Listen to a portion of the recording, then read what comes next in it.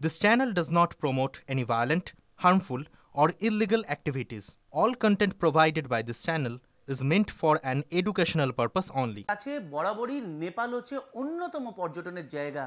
হিমালয়ের কোলের দেশ, স্বাভাবিকভাবেই বছর ভোর পশ্চিমবঙ্গ ভারতের অন্যান্য রাজ্য থেকে সেই ভিড় লেগে থাকে ওই দেশটিতে।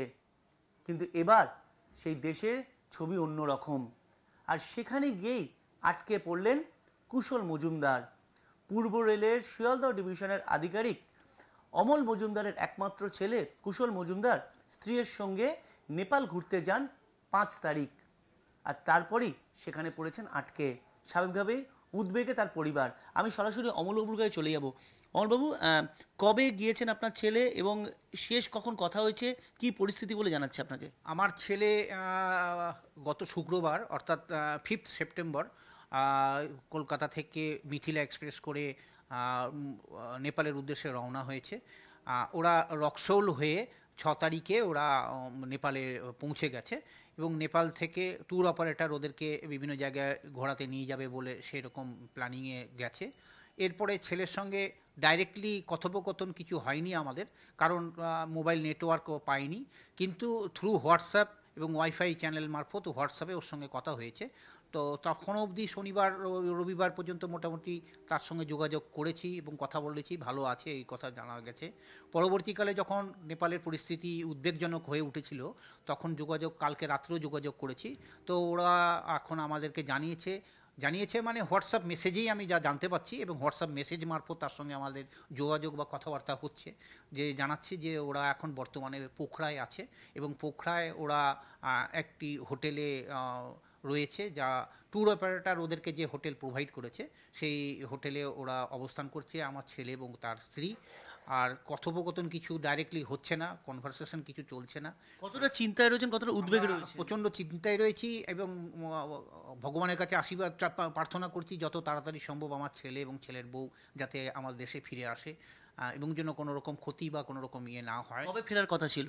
ফেরার কথা, ও তো জাস্ট ওর ট্যুর শুরু হয়েছে 17 তারিখ ও থেকে নেপাল থেকে মিথিলা এক্সপ্রেস করে রক্সৌল হয়ে কলকাতায় ফিরে আসার প্ল্যানিং আমরা জানি। এটাই। এর আগে কখনো এই ধরনের সিচুয়েশনে পড়েছেন আপনার ছেলে? না, আমার ছেলে এরকম ধরনের কোনো সিচুয়েশন পড়েনি। আমার ছেলে খুব ভ্রমণ পিপাসু এবং এর আগে আরও কয়েকটি জায়গায় ইভেন বিদেশের ট্যুর ও করেছে। এরকম ধরনের সিচুয়েশনে আমার ছেলে কখনো পড়েনি, যে সিচুয়েশনটা আলটিমেটলি আমরাও চিন্তিত এবং উদ্বেগ সহকারে দিন যাপন করছি। নেপালের আভ্যন্তরীণ পরিস্থিতি নিয়ে কী বলছে, কী অবস্থা? তার হোটেল তিনি রয়েছেন পোখরায়, হোটেলের সামনে কী অবস্থা?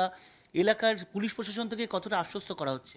নেপালে যেটা ছেলের মেসেজ মারফত জানতে পারলাম যে ও যেখানে রয়েছে সেখানে এরকম কোনো গণ্ডগোলের কোনো কিছু পরিস্থিতি নেই, কিন্তু নেপাল অ্যাডমিনিস্ট্রেশন থেকে আজকে আমাদেরকে মেসেজ করে জানালো যে ওখানে কারফিউ লাগু হয়ে গেছে এবং ইন্ডিয়ান এম্বাসি সোশ্যাল মিডিয়াতে ওরা একটা ইনফরমেশন দিয়েছে, ভারতীয় যারা রয়েছে ওখানে বসবাস করছে বা ভ্রমণ পিপাসু যারা রয়েছে ভ্রমণকারী তাদেরকে আশ্বস্ত করেছে যে আপনারা নিজ নিজ স্থানে হোটেলে বা বিভিন্ন জায়গায় যারা আছেন সেখানটায় সেফ কাস্টডিতে থাকুন, আর যদি কোনো রকম অসুবিধা, কোনো অ্যাসিস্ট্যান্স বা হেল্প দরকার হয়, 2টো নাম্বার দিয়েছে ইন্ডিয়ান এম্বাসি থেকে, সেই নাম্বারে যোগাযোগ করার জন্য।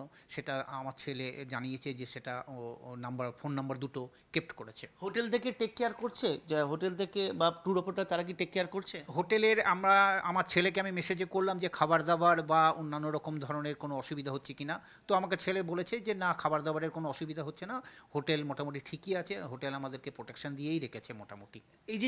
এই যে আপনারা কলকাতায় বসে আছেন, ওরা শুধু নেপালে বসে আছে, পোখরায় বসে আছে, এই যে চিন্তাটা, ওখানে যে পরিস্থিতি, কোথাও কি ভয় পাচ্ছেন যে তারা রাস্তায় বেরোলেই আক্রান্ত হতে পারে বা এই পরিস্থিতির মধ্যে পড়ে যেতে পারে? হ্যাঁ, আমরা এই ব্যাপারটি নিয়েই চিন্তার মধ্যে রয়েছি যে যতক্ষণ ঘরের ভেতরে রয়েছে বা হোটেলে রয়েছে তারা নয় একটা সেফ কাস্টডি রয়েছে, কিন্তু তাদেরকে তো বেরোতেই হবে, তাদেরকে তো আসতেই হবে আমার দেশে ফিরে আসার জন্য।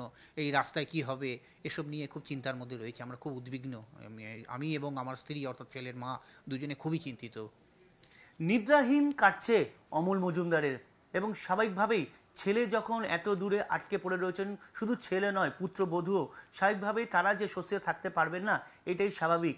তারা কোথাও একটা আশাবাদী যে ছেলে এবং ছেলের স্ত্রী কোনো রকম বিশৃঙ্খলা ছাড়াই ভারতে ফিরে আসতে পারবেন এবং তাদের যাবতীয় ফেরার ব্যবস্থা করবে ভারতের অ্যাম্বাসি এবং দেশের প্রশাসন, এবং এটাই এখন দেখার কবে তারা দেশে ফিরে আসতে পারেন। ক্যামেরায় পিকুর সঙ্গে সায়ন্ত ভট্টাচার্য, টিভি9 বাংলা, কলকাতা।